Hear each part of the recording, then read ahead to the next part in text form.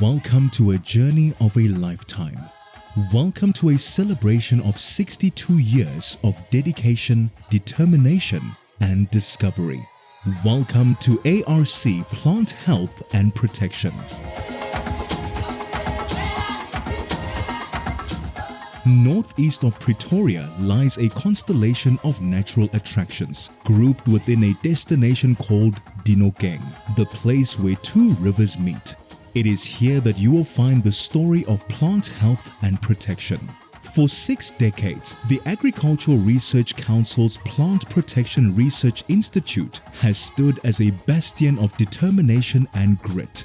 A sanctuary where pioneers, visionaries, and scientists unite in a noble quest to safeguard our crops, our natural resources, and our future.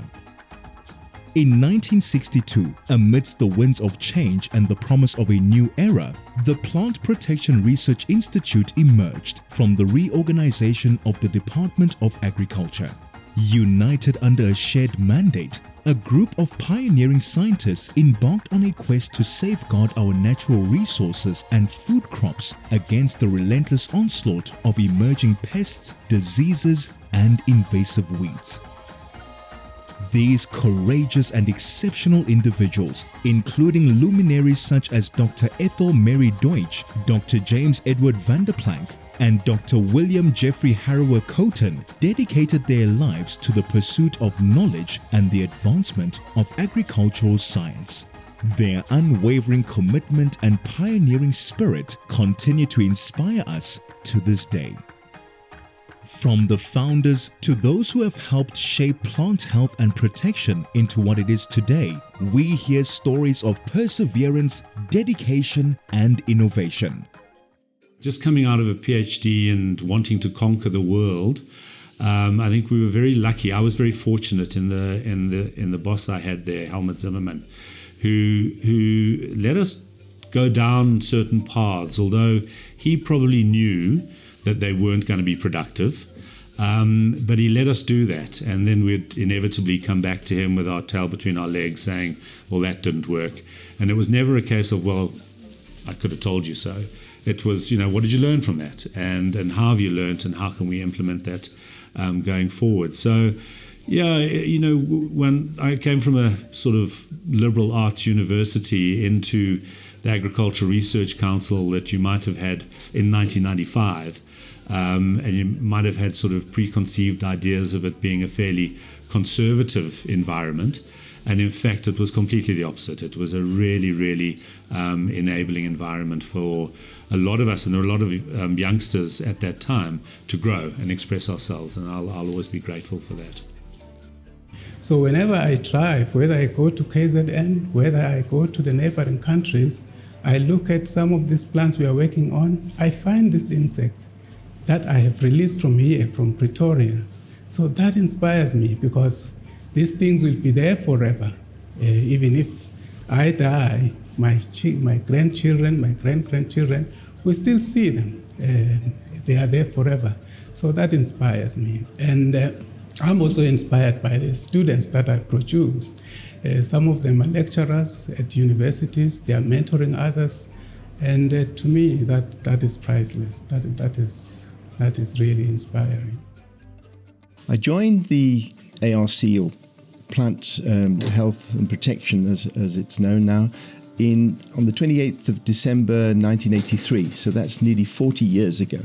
I joined the Locust Control or Locust Research Unit, and then there was a big outbreak of the African migratory locust in the Free State and Northwest provinces, in the maize production areas. And they thought it was swarms flying in from Botswana or other parts of Africa, but we did research and showed that it was a homegrown problem, and the swarms, or the locusts, bred in the crops and moved between habitats and developed a local outbreak. The reason why I never left the ARC is because I'm working on soil-borne plant diseases, and I think the facilities and the infrastructure that we have here is really the best to do the research that I'm really passionate about. For me, highlights in my career would always be something that makes an impact on agriculture. And if I can just mention one of these things is we developed a management strategy for the production of healthy rooibos seedlings. And this really made a huge impact on the rooibos industry. It's still making a huge impact on the industry. Het doen baie goed is reg. Die mensen die iets kan planten, ik kan groente planten. Ik moet die eerst leren, kan ik iets maken. Die eerst nou lekker tamati geplant daar zo en alles. En ik weet nou wel, ik heb geen zo geleerd. Ik weet nou wel, hoe ik moet spelen met die tomatis. Ik moet spelen met water geven en alles. Water geven, ik moet spelen die tomatis en spinazie en alles. Is eerst die erin geleerd. We were working mainly on insects. We were doing insect rearing. We were doing stock borers, which is a great pest in Southern Africa. We used to collect the maize stalk in the field and cut them into pieces, and then to look where do we get that, and then we were doing the recording. We record if we get in the bottom, the middle, and the top. We also pay tribute to those who have dedicated their lives to the pursuit of scientific excellence. Their stories serve as a reminder of the trials and tribulations faced by pioneers in the field, from gender disparities to scarcity of resources and the solitary pursuit of knowledge in unknown territories. So spiders are of agricultural importance because they are the largest predator group that you'll find in agricultural crop. We often market them as the farmer's best friend. So they're there in your crops, eating your pests, helping to naturally control them so you can limit the use of pesticides. That's one small advantage of spiders. Another important thing that we've done with spiders is we have evaluated each spider species for placement on the IUCN Red List. So just like our big animals or our big five on the red list or endangered or threatened, we know what that is about now for spiders. And when you do environmental impact assessments, you go into the area that you want to sample and you actually have to look for our endangered and threatened species spiders by law. But this collection has survived 2 world wars and many other political changes, and it's through persistence that we have been able to sustain this collection and expand it to what it is today. It houses 63,000 fungal strains and 35,000 living strains and are unique to Africa, and that's the only herbarium for fungal material in Africa. I'm working on Tecoma, and then I managed to release 3 biological control agents on Tecoma stands. And also I've published more than 10 peer-reviewed articles on international journals with high impact factor. But in PHP, we work on a wide range of crops.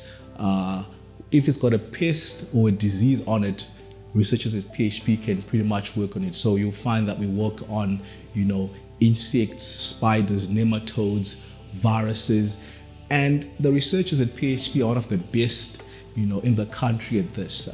So myself, I work in the plant virology unit. Our unit is one of the best research virus diagnostics labs in the country. And myself, I'm involved in research on plant virus resistance using gene editing technologies to develop crops that are resistant to viruses.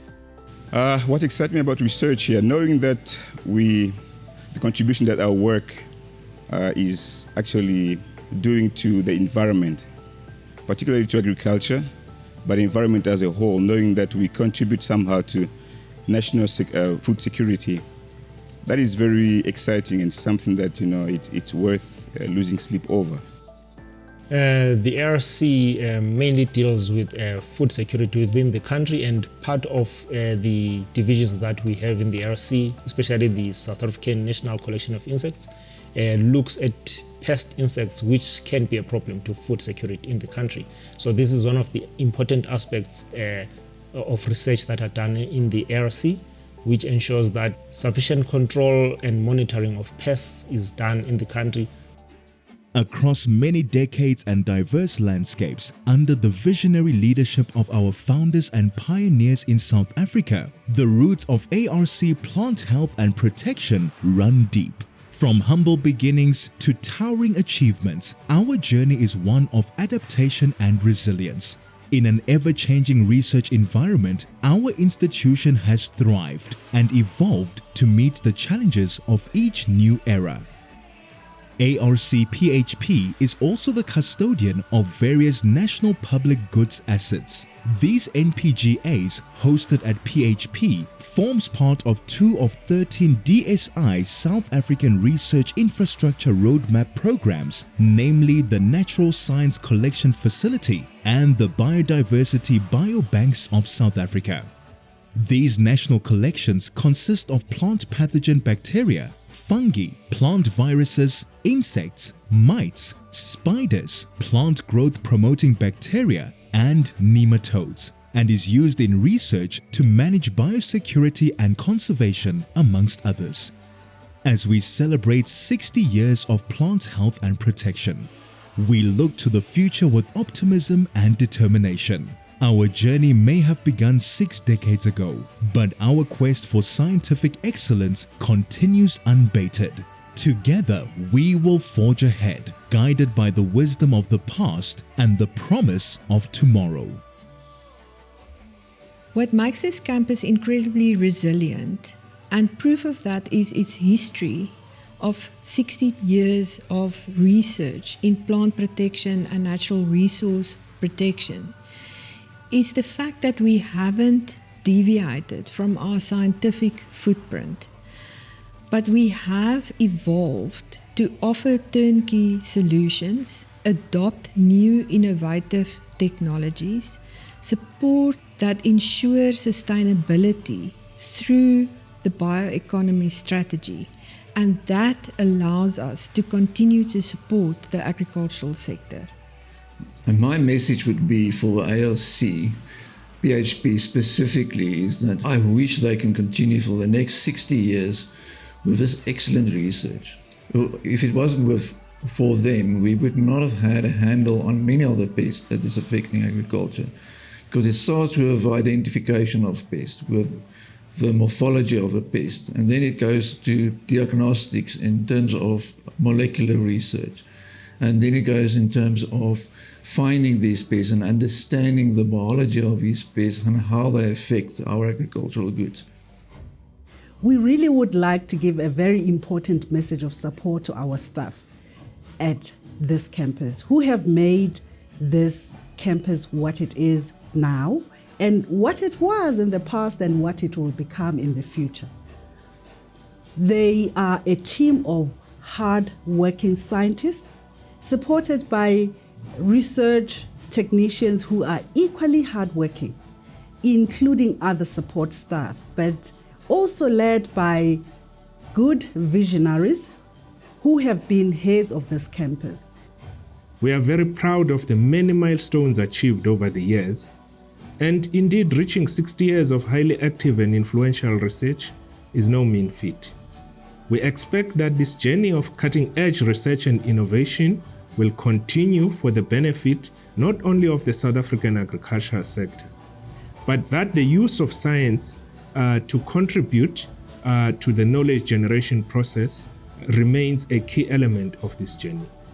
We will continue to support PHP to reach even higher heights. 60 years of dedication, innovation, and impact. As we reflect on the journey that has brought us to this moment, one word resonates above all: unity. My one word to describe PHP is unique. Adventurous. Enabling. Empowering. Innovation. Professional. Change. Essential. Transformative. Excellence.